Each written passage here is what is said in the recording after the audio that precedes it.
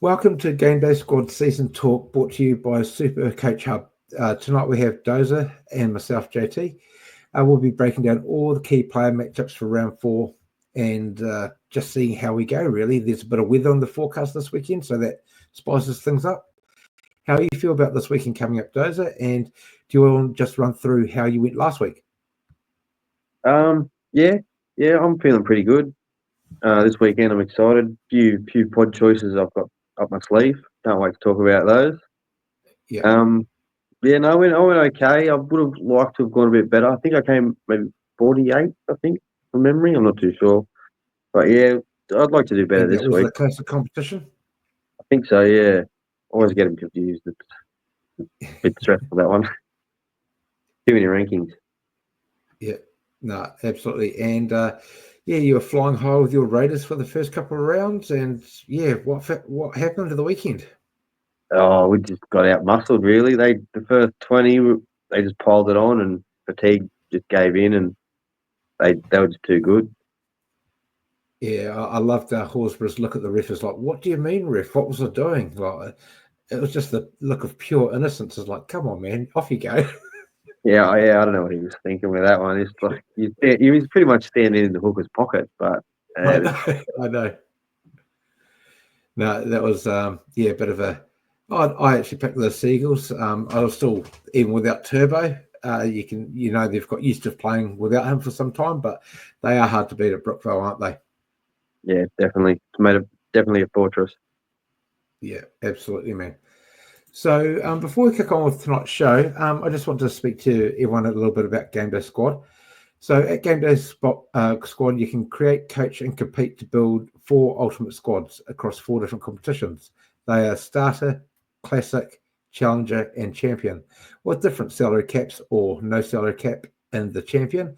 You can choose whoever you want to play every week. So for me, last week, I played Cleary in every squad. Well, this week I don't have to worry about trading him out or 100,000 in price drops in different other platforms. So he's just going to be up my squad this week, and I'm going to reset the button again and let's go game for round 5. So you don't have to worry about the trades that you do across other platforms or the salary cap.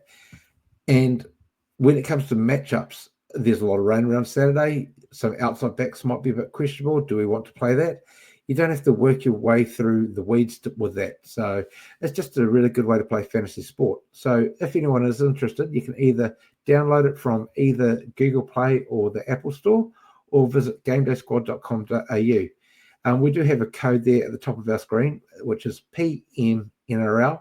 If you sign up using that code, you'll receive three common 9-packs worth of $20.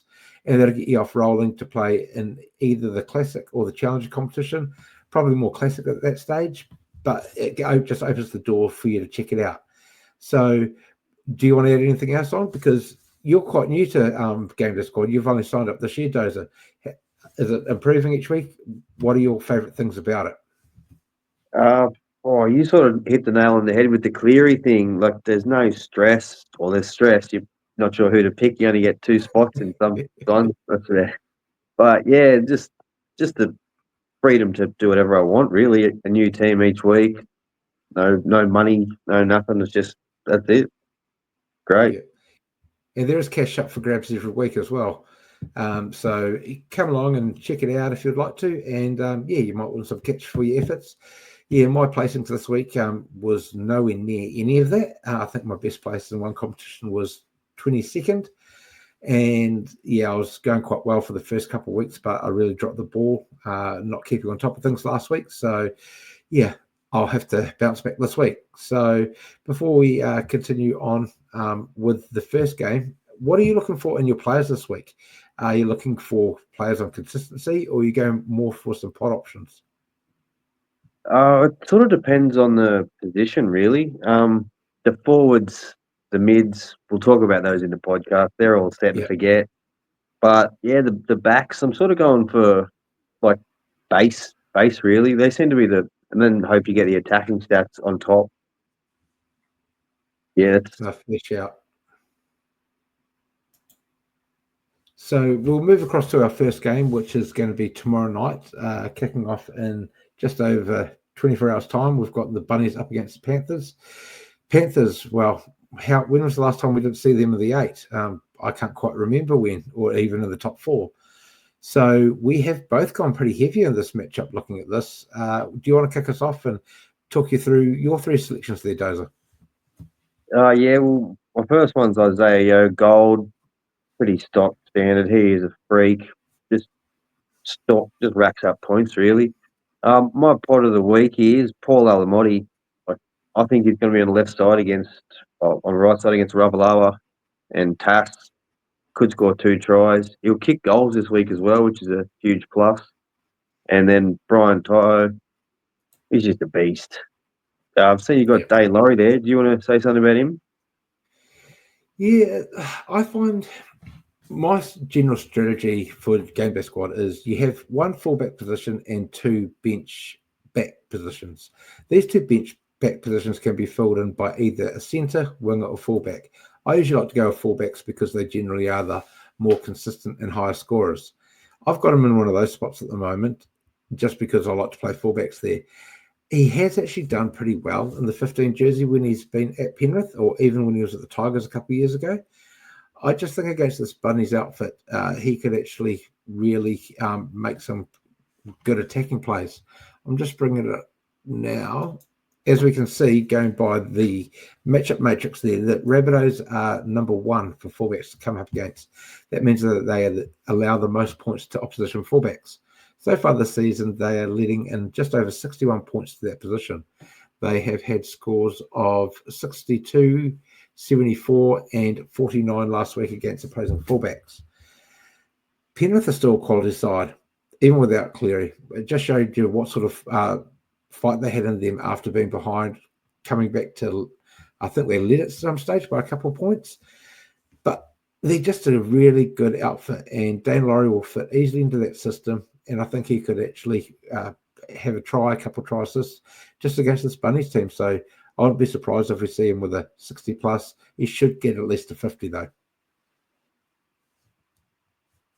Just on this game, the Trent Talau, I think his name was, he was absolutely outstanding in the second trial against the Manly. So I'm really keen to see him play, not from a fantasy, just from a footballer's perspective. I think he'll steer this Panthers team around the pack pretty easily. Yeah, I did have a quick look into his stats from last year, really briefly, and I did see he actually got a try in first grade last year as well. So he does know how to find the try line. I think he had 7 or 8 appearances off the interchange, and he even managed to cross the try. I think it was against my boys in that rain game when, yes, we actually got a win for once. We'll take it, but yeah, I always like seeing new blood come to the competition, especially from a fantasy dynasty point of view. It'll be interesting to see if they just keep their Penrith factory going for all these good young players coming through. So, yeah, we've gone through Yo. He's been seen to forget. Alamotti, I'm in the same boat issue. Very similar to Laurie in a way. It's just a very, very good matchup. I've just got it up here. The Bunnies are allowing 52 points to right wingers this season, which is the second most, only behind the Warriors allowing 56 points. So we'll actually touch on that one later. I think we both will. But I just think they're allowing a lot of points, and Penrith can score a lot of points. So I think this might be a get-right spot for Penrith, even without Cleary, and I think Bunny's going to have a bit of a tough day. Yes, definitely. But there is one omission for both of us. He was in my team. He wasn't in my team. Just looking at the averaging players, neither of us have gone Jamie Humphreys. Can you talk me through why he's not on your squad this week? Or is it just because it's the Panthers? Just because it's the Panthers, really. You're just not going to get the attacking stats, and I don't really want to waste a half. He's got the great base, but I think there's a few other out there that could really outscore him this week. Yeah, I'm in the same boat. I've been a big advocate for Humphreys. I've said he's going to be this year's Galvin, and he's well on track to doing that.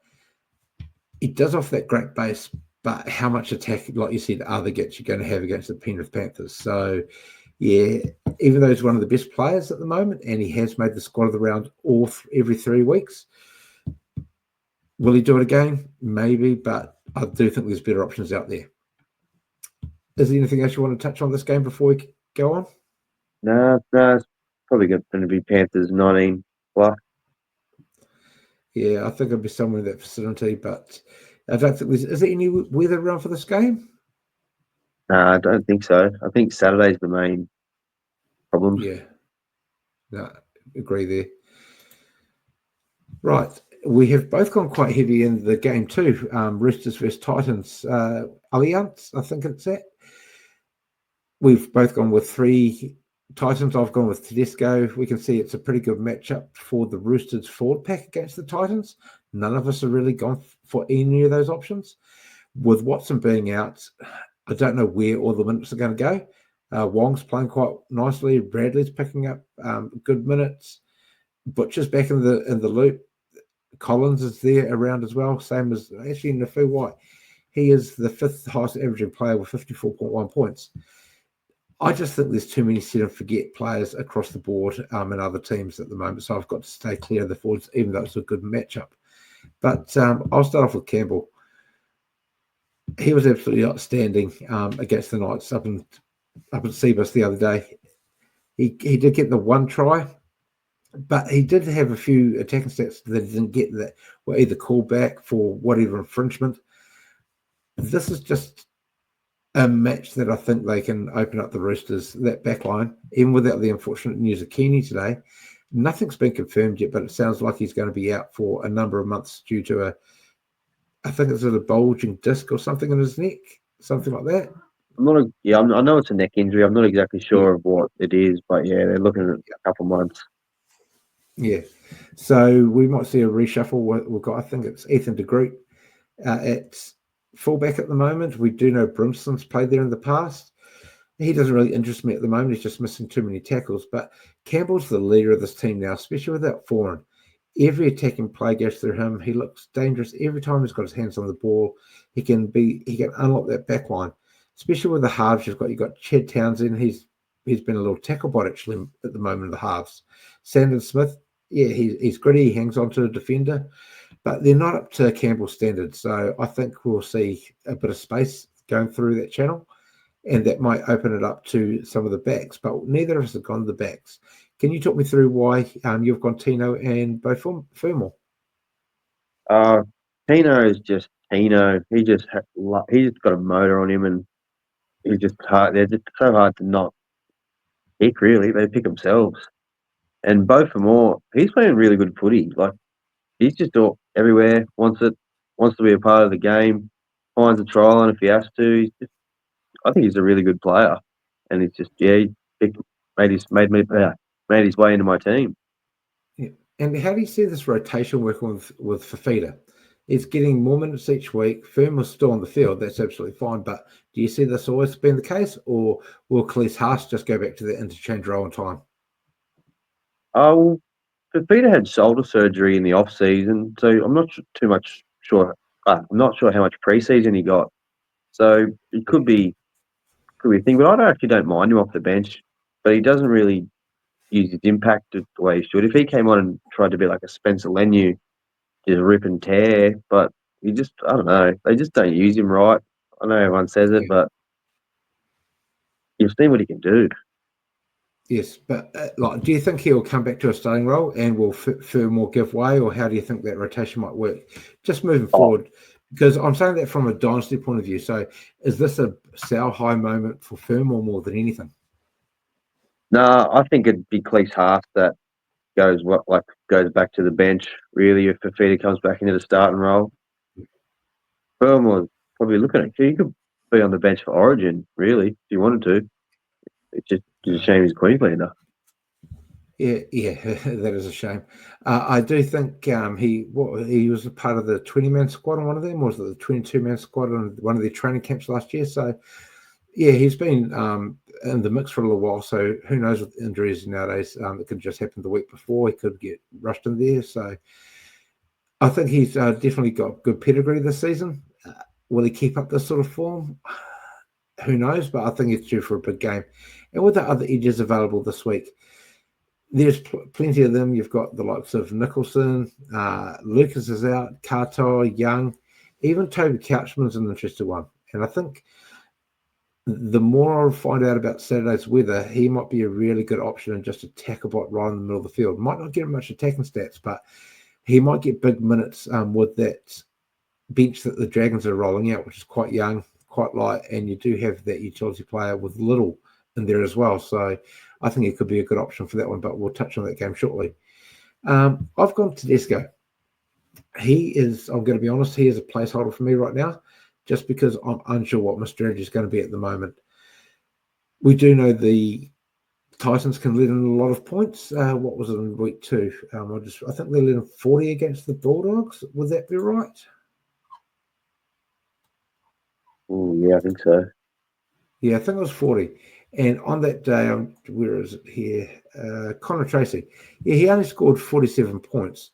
But Tedesco, in my opinion, even though he's aging, he is a lot better than Connor Tracy, especially in GameDay Squad. He does the tackle buster with 3 points. And I can just see him doing that crab run across the field, fending off a couple of players, trying to find some space and really putting the team on his back. He did have performances of, what was it, earlier this season? I think he had his best one against the Warriors. And that was, where are we at here? Got it here in front of me. So he's had scores of 35, 65, and 64. So, yeah, I'm not going to say forget the first game, but that was a tough matchup against the Broncos. Since then, he's hit 2 mid-60s. So he has had a bit of form, and he is getting back to his tackle-busting self with 13 tackle busts over those 2 games. That alone is 39 points. So divide that by 2, you're looking at 19.5 points per game just on tackle busts. I think he's a great option with the likes of Ponga not playing this weekend, Edwards out injured, Latrell out injured, Walsh underperforming, Pappenhausen, yeah, we'll touch on him shortly. I think he's just a good or solid option this week. So that's why I've got him in my team. Is there any other players you considered for this game? Just on that, does he get points for running sideways? Not sideways, but fending off players, he does. Yeah, no, handy though. It is. Haas sort of has had a few runs that I've seen sort of like that. It just looks like he's playing with the opposition. He's just playing out of his skin. I wouldn't want to get in front of him. No, and on that note, we will bring it up to the Dolphins and Broncos. As you can see, we've both gone quite heavy in our classic lineups for Payne Haas. He's averaging 89 points. I've not seen anything like this over a couple of games. Oh, sorry, not a couple, 3 games even, of solid performances in GameDay Squad, and I've been playing this for quite a while. What do you want to add about Haas that I think it's almost unspoken? He's set and forget should be for everyone's lineups at the moment. Yeah, pretty much. Madge has really unlocked him. He's running wider, running at the smaller blokes, just getting tackle busts, getting meters. If he didn't get that double movement last week, who knows what? Yeah, he's just a freak. Yeah, no, he's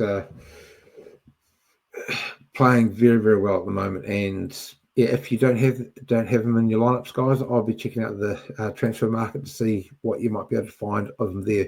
Even if you're playing a bronze card in the classic competition, or if you're in the challenger and you're not playing anything but a bronze, I think he just should be in everybody's lineup, no matter what, really, at the moment. But just look out. We did see what happened to Nathan Cleary. We don't like to see this with anybody, but it is fantasy. Nothing is actually clear cut. But I'm going to be starting him everywhere, that's for sure. He's had scores of 75, 52, and 97 so far. And yeah, I just can't look past that man at the moment. Oh, sorry, that was incorrect. That was Reynolds' scores. My bad, sorry. Where have I got him? Sorry, where are we at? There he is. Apologies. He's at 82, 77, and 109. I had the wrong player up because I was just going to touch on Reynolds. So that's the scores he's had so far. I just don't think he can be left out of anyone's lineups at the moment. Even though we do see the Dolphins are the worst opposition to come up against middle forwards, I just don't think they've had the caliber of Haas up against them so far. This is an away game for the Broncos, Not really, because it is at Suncorp, so in front of the faithful fans. Yeah, I just see him having another big one, really. But since I've gone on about Haas a little bit, do you want to mention why you've got Reynolds in your team? He's actually playing really good footy. Lots of kick meters. Ben Hunt doesn't seem to kick that much, so he's getting extra points there. Goal kicking. Broncos are a bit of an attacking team at the moment, and he seems to be getting on the end of the points. So yeah, he's made his way into my team. You know, it's always an injury concern for me when I've got Reynolds in my team. I've been burnt by him in the past, and with him aging a little bit, I can't argue with anything you've just said. The goal kicking, he's made he's had 15 goals already this season. That's 45 points. Like, what's that? 15 points a game, isn't it? So that's adding to his average of 74. So without that, he's just averaging under 60 points. But he's got the base to go with it. He's made 18, 23, and 29 tackles respectively, kicked for 301, 342, and 481 kick meters. So he does have a solid base there. Do you think the Broncos are going to win this one? I do. I think they're going to put quite a few points on them. So I think he's a solid option and should be in consideration for most coaches. Is there anything else you want to add for any of the other players that that you've considered for this game of putting in your team? Not actually. I'm just going to go off this game for a second. You brought up the trade market on the app, but the Discord group, if you can find that and add that, like those guys in there will help you out if you don't have a Payne Haas or an Adam Reynolds. They'll be willing to help you out, or might be able to trade with them on there. It's a good place to find cards, really. Yeah, no, very good point.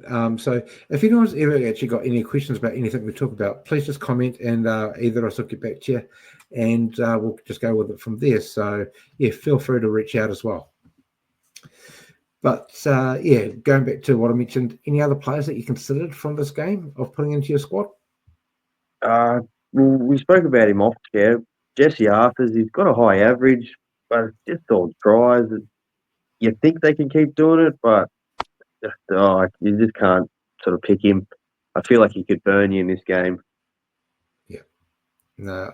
Yeah, he scored 50 points. So that's an average of, 55? That's 165 points. 50 of them are through tries. So will he continue? Maybe against the Dolphins. I can't not put it past him, but yeah, it is a little bit lean in the wingers position. So I wouldn't argue with anyone going down that avenue. I just think there's a couple more better options out there at the moment. But I just want to touch on Herbie Farnworth. He's been in and out of my team, but I actually went with Alamosi in the end. He's just so solid. He's just got such a good base. He is a safe player, and he can offer you that ceiling. He's playing on the left for the Dolphins, and that makes me think he'll be marking up against his old teammate and centres partner, Tony Staggs. He's just come back from injury this week, so I'm expecting a ding-dong battle out there. Who's going to get the upper hand? I think Herbie will, but will it be worth starting in my squad? At the moment, no, but I think I'll have him in another squad or maybe two. So I'm just a bit undecided on that second centre spot at the moment, but it's a coin flip really between Herbie and Alamotti for me, but Alamotti's just ahead at this stage. And going into the matchups for the Broncos, we can see fullbacks are the third best one to come up against. Seeing this, are you interested in playing Walsh at the moment? Oh, no. You know what he can do, but it's not working for him at the moment. No, but yeah, no, I too can't. many errors. Yeah. Yeah, he's just making a bit too errors from my point of view. But yeah, he'll get there or thereabouts. But I just think there's a couple of different options. But I think he is a real good pop play. If you think everything can click at the moment, I think I would like to see one game before I actually put him in the squad. But I'm not going to argue with anyone about taking any player based on any narrative. So I can see the upside for him this week. But will he get it? Who knows? Right, moving on to match number 4. Here we go. We have got my Mighty Red V up against the Table-Topping Storm. We could see an upset here. Am I silly saying that? Nah. Maybe. No. Dragons can pull an upset off every now and then, but the Storm are flying high. They are without Hughes. Pappenhausen will not be kicking. They're a little bit beaten up. It is meant to be, I think, 80%, 85% chance of rain about kickoff over in Cogra. I think I might have to be moving out of Pappenhausen after I looked up at the weather on this one. How do you feel about this game now, knowing what weather's in there? Or will you be maybe changing any other positions that might be seeing a bit more ball, like in the forwards? Like you said, I think I might take Pappy out because he got told he wasn't going to be kicking this week, so that's a big loss for him. But yeah, the wet weather just sort of scares me off. Toby Couchman, he's an edge forward in this game, Yep. and starting prop, I think could rack up some good base stats really if you're looking for a back rower who's reliable. Yeah, and I see that the Storm have actually put Bronson Garlick on the bench too. So I've been staying with Grant every week, not this week, as you can see. I just think he's going to be. They've got the weather in mind for this one. It looks pretty certain it's going to rain, and he might need a spell. So yeah, for me, Grant is an avoid this week, even though it might be attackable in the middle. He's missing quite a few as well, so he's just not reaching that ceiling that we might want to see from a hooker. Would you like to add anything else about Grant? Yeah, he's not really himself this year. Like he's just sort of passing. He's not really getting out of dummy half. Not really breaking a line. I'm not. Yeah, he's not. He's playing great footy, but it's not really fantasy scoring footy, which is a shame. No, I totally agree there. And I know you've gone Carter on this one. Would you like to start there as well as the only forward that you're playing in this one for now? Yeah. Well, yeah, I think he's a good player. Hughes out's a bit. Oh, sorry. Hughes out's a big loss, but I still think he's playing great footy and can find the try line. Yeah. Now, how about that try you got last week? And that was off a month's to kick, I think, of all. So it wasn't even Yeah, running off Hughes for a try last week. yeah, that was handy. Yeah, I had him down as a try scorer. I didn't think it would happen that way, but yeah, I'll take it. Yeah, I'm just going to be avoiding all backs in this one with the rain. If you're in that mindset of you're flipping between a couple of players and you're not too sure, if one of them are playing after a Pappenhausen or anything like that, maybe just wait till kickoff, and then with the flexibility of GameDay Squad, it's a rolling lockout, so there's no problem swapping that player out. Just right up to 1 minute before kickoff. So if it's kicking off at 5 p.m., it would lock out at 4:59 p.m. just for those coaches that might not be too sure. I think that's enough said about that game. We're both avoiding a lot of players in this one, and looking at the averages of those players, yes, they can go big at any time. This might not be the game for either of them. Moving on to your boys. Yeah, looking for a bounce back spot against one of the salad dwellers of the competition, mate? Oh, fingers crossed. Just we got Tarpany back, so hopefully they get a bit of confidence with him, and I'll just like a victory. Yeah. Nothing too much. Yeah. And as you can see, I've gone with no players in this one. I do actually like the look of Matty Nicholson. He is floating in and out of my team at the moment. He's not in at the moment, but he might find his way in there. He did make, I think it was high 40s last week after 90 or 95 the week before. He's still getting used to the NRL, and with the experience there of only 2 games, there's just better edge options so far this weekend. I'll just look it up now because I think they have got. Oh no, they don't have a great matchup actually. It's middle range with 7 for the edge forwards there, but he plays on the right, doesn't he? And Hudson's on the left. Am I correct saying that? Yeah, Hudson's on the left. So I'll just quickly look up what the right edge. We've got the Cowboys. Yeah, the Cowboys are actually allowing 54.9 points to the right edge position. So they've had scores of 41, 64, and a 41 against them. Oh, sorry, that's Rabbitohs. Cowboys 77, 50, and 36. is what they have scored against them so far. So I don't know what the Cowboys are doing. I don't know what Peyton's doing. I think he's got his neck out on the line at the moment, and he might be the first coach to go this season. There's a lot of pressure on him. He's got Nanai, who's a Maroons player, coming off the interchange. I just don't know what's really happening with their rotation at the moment. So, yeah, we could see them be opened up by both Hudson Young and Nicholson. Do you think, knowing this, you might look at Nicholson, or are you just quite happy with Young there? Yeah, well, now that the wet weather also is a bit of a scare, I might change and just go both Raiders, or both Raiders Yeah. back rowers, really. It's not a bad shot, mate. I don't mind that at all. And I see you've got Drinkwater there. He's a player that you either find yourself really happy with yourself making a brilliant selection, or be like, why did I go there again with him? Why have you got him in your team this week? Honestly, I just it's the same as Walsh, really. I've gone for the pod play. I don't think many people will pick him because he's sort of a bit hot and cold, but he's the barometer of that team, and they've got to bounce back eventually. And I think just pick him. Yeah, I don't mind that shot. He's looks like he's really trying. What I've seen, he's trying to get the team going, running with the ball, trying to set up line breaks. It looks like he's really trying. So I wouldn't be surprised if actually breaks out a big score sometime soon. You'll be hoping it's not against your boys, but you might be with having him in your lineup. So if he gets a hat trick and the Raiders lose, and you end up getting 200 points from Drinkwater, what would you prefer? Look, I always say this. Now, fantasy comes first, and then when the game comes on and I get the shits, it's definitely not fantasy first. But Very cool.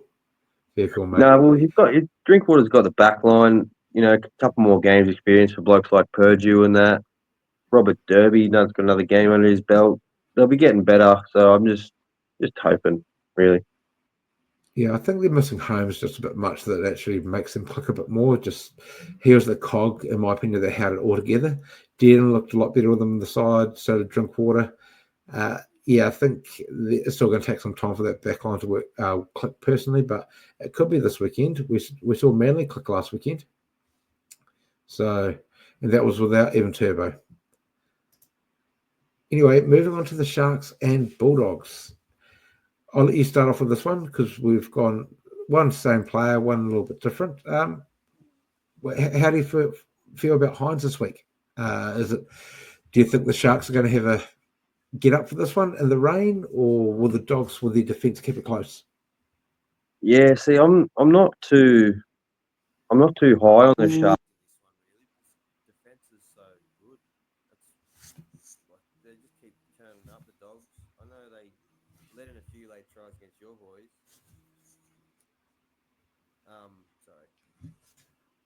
A few late tries against your boys, but they've still got a good defensive lineup for the Sharks, but I just can't really. Yeah.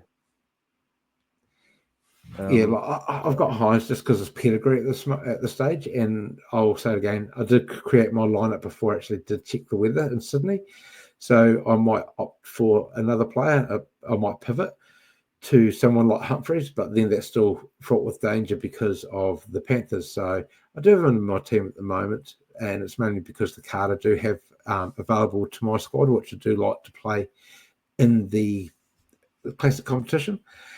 But I think AFB is a good shout on this one with the weather upcoming. How many minutes will he get? I think he'll get more than that sort of 45 to 52, which we have seen him get a couple of times when they've been out in front. It's going to be close, and I see maybe 10 points in it. So he should be getting, hopefully, from a fantasy coach's point of view, 55 to early 60s minutes, or maybe 60s minutes, because they do have a good forward rotation there at the Sharks. So I think he's a solid shout, and he has shown pedigree so far this season.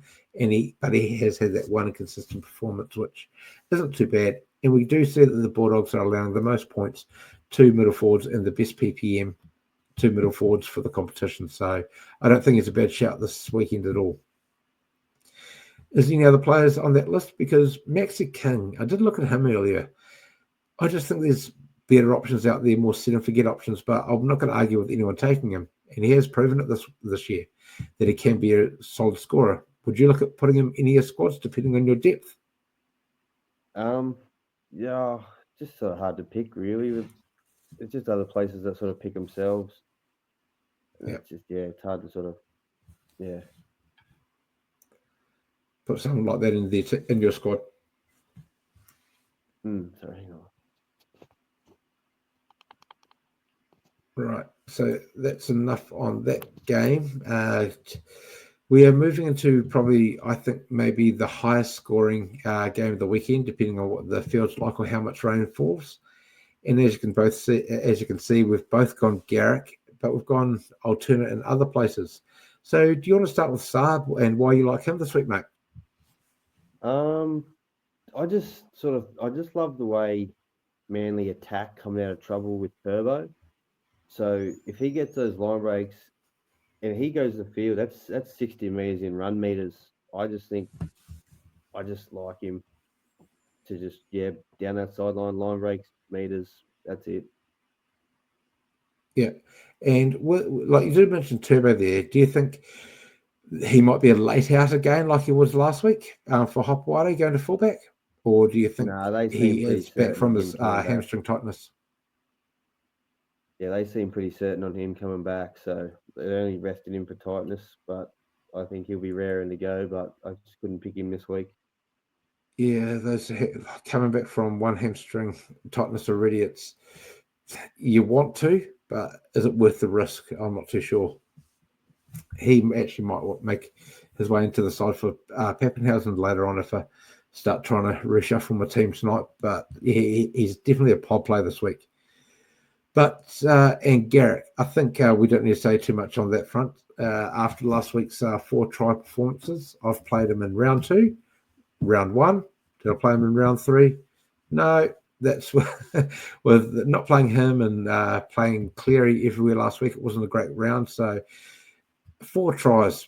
He's not going to do that every week, but against a Eels team that is allowing a lot of points at the moment, him being the goal kicker, I think he is the number 1 centre this week. Do you want to add anything else about Garrick? No, he's playing good footy. Like you said, I don't think he'll score 4 tries again, but he's got the good base and the goal kicking. It's just such a plus in this fantasy as long as they don't miss him. Yeah. Yes. No, true. And I've gone Hamoli in this one. He let me down in round 2. I didn't play him last week, but he still scored a high 40s. The Eels don't seem to be know what they're actually doing with their 4-pack. I think looking at their squad, I don't know if Rolls is just trying to put some players on notice or not, but you've got Madison there that's not seeing a lot of game time. He's well experienced. You've got Lane there. They could be your 2 edges with Hopgood at the back. That's quite an inexperienced team without Moses there. I just don't think he's quite got it right at the moment. We might see some changes. But Hamoli will be marking up against Lane. It's not the ideal matchup. I'd probably look at going Burbo for a better matchup against a 2-game rookie on the other side. But 56 points per game to the right edge forward. They've already let in a try down that side so far. The Eels, I could see one going to Hamoli again. I think he can run through Lane. He does fall off the odd tackle as well. He's not as solid as he used to be on defence. And who else is on that side? Is it? It'll be Pinasini, also marking in there. He's solid on defence too. So, but if you are going for that Manly right edge, we've got 3 of them there between us. I've gone Hamoli, you've gone Saab, and we've both gone Garrick. We obviously think the Eels left edge is going to be a bit of a weakness, and we've gone down that way. Is there any reason why you've not gone Hamoli this week? Just because. Yeah, I've just gone the other guys. I think there's a higher ceiling in Hudson Young and Eli Katoa, but you could always swap him in now with the rain. Someone I could look at, which is another great thing about fantasy and game day. No, fair call, man. Fair call. I think he scored drops with Turbo back. I'm just sort of sit him this week and see how he goes, but he's playing great footy. Yeah, there was it week round one? Who did Manly play? Escapes me right now who they played round one, but I think he was the highest scoring edge forward with about 80 odd points that week with Turbo on the side. So it really depends what mood they're in opposition. So yeah, I think he is a high upside pod option this week. He might not be as consistent as some of the other options, but if anyone is looking at Pod, I think Kamali is a great option. And I'll just finish on this matchup with Zach Lomax. Even though he's not scoring tries or anything like that, or no, he hasn't got one. He's only got one assist. I'm just going to bring it up now. Sorry. Just put up his scores here. He started off with 27 in round one against, what was it? I forget. Oh, there was a storm down in Melbourne, and that was just a one-way train. 27 points in that sort of performance. It could have been a lot worse, is what I'm saying. He did score 57, and then against the Bulldogs last week, he scored 64. All of those scores last week, he has only had one goal kick, which is only 3 points in the last couple of weeks, one line break, and one line break assist. The rest has either been through tackles, tackle busts, or meters gained. So he ran for 300 meters last week. No, he's not going to do it every week, and I'm not going to try selling that on anyone. He did go for 197 before. And this is still for playing in the centre position. So he's chasing the ball hard. He looks like he's putting in a lot of effort. He's right on the line. Like they span back for a couple of his runs last week, and they had to check if he was onside because he hit the player that hard or trying to jump up for the ball. I just think he's putting a lot of effort in at the moment. And up against Kohler, who can be a little bit of a turnstile at times, it could be a good matchup for Lomax. So I've just gone him as a pop play at the moment because I think he is offering a good base in a difficult winger position this week. Do you want to add anything more about any of the other players that we've left out of this match? No, Jermaine Hopgood. I'd love to see him get a few attacking stats, but you just can't really pick anyone from the Eels. Yeah. No, they're a bit of a let's watch and see what happens. But Bullimore's up there in an average. He got a couple of tries the other week, but I'm still not going near him at the moment. I've played Hopgood a couple of times so far this season in different squads. He is actually putting some performances together. He's just not getting enough minutes yet to be a reliable option when you've got the likes of May, Haas, Yo really to contend with. So he's a definite pot option, but I do think there's higher ceilings elsewhere.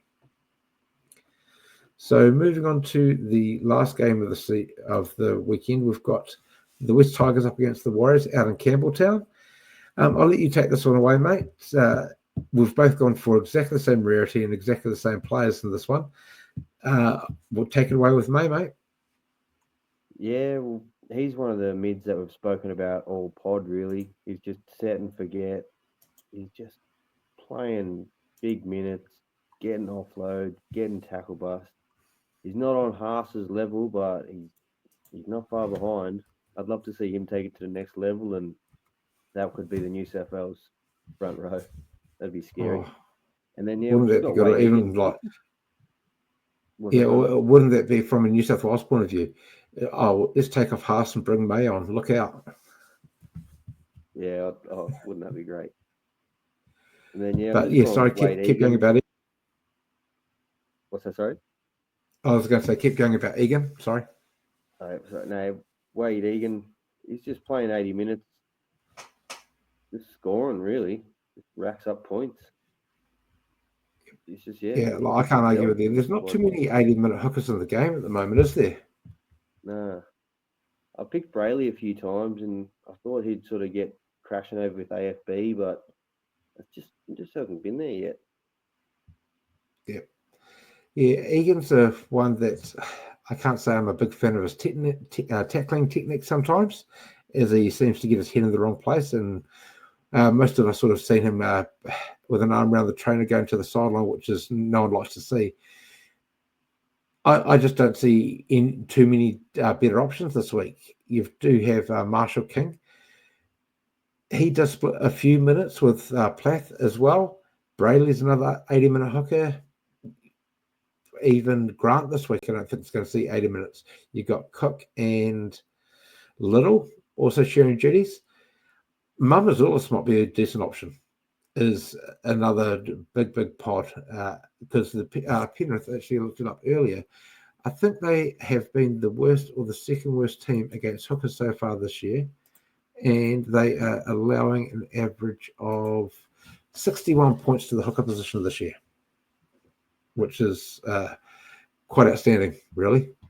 Yeah, you wouldn't expect that from the Panthers. No. So they've let in, where have we got? 56, 97, and 31 points against hooker. That's So, surprising. yeah, that 97 was quite a shock to me as well. But I just don't think there's too many better options than Egan being 80 minutes at the moment. James Fisher-Harris, looking at him on the list, he's a solid option, but we've said it time and time again.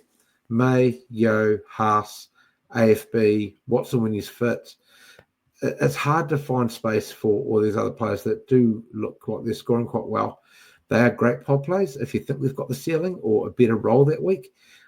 I just think the middle forward position is a position that you shouldn't really tinker with too much when it comes to setting your squads. Those big pod changes could actually, I believe, would be better suited for the edge position, centre, winger, fullback, halves even to a certain extent. But yeah, middle forwards are just set and forget at the moment. With all the rain around, we were speaking pre-show about Taruva. The Warriors are allowing a lot of tries down that left-hand edge, and especially with their RTS this week. I think he could be a really pod play, and so do you, going by what you said earlier. What's really stood out to you this season about his performances? Sort of his work rate. Like he's a lot of runs come out of trouble. He sort of breaks some tackles. He's just one of those players that racks up points, and he seems to be finding the try line. They seem to be going down that edge. Yeah, even though you're a big fan of Scousen earlier in the season, I'm still a fan of him as well. They, like you say, they just seem to be going down that right edge a little bit, but they are shifting the ball quite nicely through that back line. I think this is going to be a tight tussle, and it could be high scoring as well. We'll just see what happens. I'm actually really looking forward to this game, as I think it should be quite free flowing. And anyone else caught your eye or nearly made your squad this week? Yeah, I was thinking about it earlier for a pod play was like taking Hines out of my team because the Bulldogs' defense I find is quite good, and throwing in Lockie Galvin, I feel like the Warriors could leak some points, and Lockie Galvin's great base. He's just everywhere. Appy Coruscant's another one if you're looking for a hooker. Yeah, Alex Twal's been putting in some good yards, but he just doesn't have the attacking stats that the other players do. Yeah, no, fair call on that one. I'm actually just looking at the Warriors team list at the moment. Yeah, they are still running with Talon Silva off the bench too. So he was the highest scoring player last week at the hooker position. I think Carousel was with a try.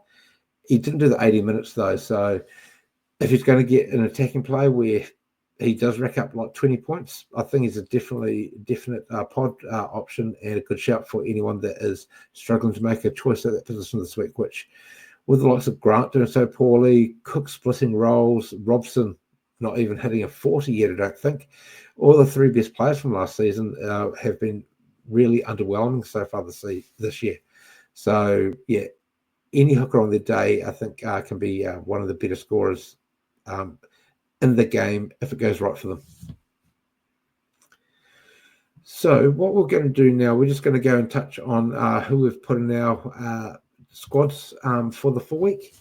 So you can see my squad there in front of you. I had quite a poor week. I was 63rd in the classic competition last week. I was down 2 positions from 3rd down to 5th in overall. I'm hoping to bounce back this week. Yeah, I'm still not sold on all those players at the moment with the news that's come out today regarding weather. I do still like that Hines card. It'll be hard to move him from my squad. But other than that, other possible changes that you can see in front of you from me would be Pappenhausen.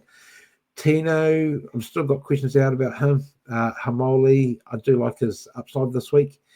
And Alamotti and Herbie are a coin flip as well. So Lomax, I might actually end up being not so bullish as the weekend goes on, but changes do quite often happen 5 minutes before kickoff. Some of them bad, some of them actually master strokes. So we'll just see what happens this week. And moving on to your ranking there, Dozer, I'll let you take it away, mate. Yeah, so I actually went up 4 spots. I had a weekly score of 45, was my lowest of all the 3 leagues, which I'm quite happy with. 45, first time. I'm still figuring things out. My main rank's 16. That's the one I really like to focus on. I'd like to crack that top 10 and try to get myself one of those precious prize cards that people see sought after. Yeah, like you said, with the rain, my team could change. You never know. I get bored on a Friday arvo, and next thing I know, I've changed my whole team. But I like to keep my classic the same. That's my main focus. I won't make any silly mistakes in here, doing something dumb. So I'll probably keep this one the same, minus a player or two, maybe Pappy. But yeah, that's about it for me, really. Yeah. And we were talking a little bit pre-recording about the Challenger competition. So you've only been part of GDS since mid-January, so like 2.5 months maybe, and you're actually doing quite well in that one as well. How easy have you found it to transition into like being a new user into one of these higher competitions, not just the starter and classic competition? Oh, you sort of just got to really pick the right players, I suppose. Yeah. Yeah, I'm not too sure. I've just fluked it, I think, the first 3 weeks. I'll see how I am after 10 weeks, maybe. But no, you're sitting nicely in ninth. Do you have a strategy involved for that? Because we don't really talk about challenge. I just thought I'd bring it up. What do you like to play in that competition? Because as you can see in front of you there, we've got the odd gold, mostly bronze, the odd silver, and all star if we feel like playing it. What sort of players are you playing in rarity in the challenger? Are you making that as a bit more, okay, I'm going to be either going boom or bust this week, or do you treat any of the leagues like that since you've got 4 different options? Do you treat each one differently or try and put the same squad across most of them? So I treat each of them differently. I sort of, with my classic, I make it sort of, well, you don't really have as big a salary cap. So I go hard in a few places and I'm happy to go bronze in the other. In the other one, you've got a more of a salary cap. So I like to do a lot of platinum players and then just filter my down, like in the better spaces, like your fullbacks, your halves, your mids, and then whatever's left, I sort of just go a couple bronzes because the high ones, if they hit on their day, I feel like they can get more points. I need to sort of sit down and figure it out. If I played this card in this thing, I would have got this, but I just never really got the time to do it. And then champion, yeah, no, I got no chance as a new user. Unfortunately, it shames me to say. I've scored well, but it's just a few other diamond cards. If I had, I could be up there. That's that's part of the dynasty. I'll get there next year. Yeah. And like you said, that you've been there 2.5 months. So, yeah, it's hard to hit the ground running across all different formats, and you're definitely holding your own. And this is the beauty of GameDay Squad as well. You can go in, we haven't really touched on the starter competition, which is bronze only cards. So, and they're the free ones you get every week. If you sign in every week, you'll receive your allocation, which will be, I believe it's 3 new cards every week. And if you enter in a team for classic and starter, I think you'll receive, I think it's up to anywhere between 20th and 5,000. If you finish in those players, you'll get bronze prize cards as well. So they'll help build your squad up as well over time. So now I just want to have a quick chat to you about what it is like being a new user playing across multiple different competitions, because we know, like on a super coach or in our fantasy, you've got your one email and you only play the one team. You don't play multiple different teams under that. It can be a little bit juggling act, but that's all part of the strategy of, like you said, am I going to put a gold into classic this weekend or the challenger or whichever decisions you might want to make. So yeah, I think it's a real juggle trying to sort out that strategy across 4 different competitions. But before we finish up for the night, mate, is there any last thoughts you want to add for the viewers? No, just the good thing is you can join any week. You don't have to. Just because it's round 4 doesn't mean you can't play. Yep. No, absolutely good point to finish on there, mate. And good luck for your Raiders this week. Trip to Townsville is not always the easiest thanks, one mate. I there. also smell an upset for your Dragons. I still remember that one. I think when we had Widdop and Hunt carving up against Storm, and I think it was Wollongong that day, maybe 2016, 15. So yeah, we'll see another one of them, maybe 10 years apart. I don't know, but hey, this competition, nothing surprises me nowadays, especially after the Roosters getting up over Penrith the other week. Yeah, that's true. But anyways, guys, have a good one, and good luck for this weekend of GameDay Squad. Cheers, guys. Thanks, guys.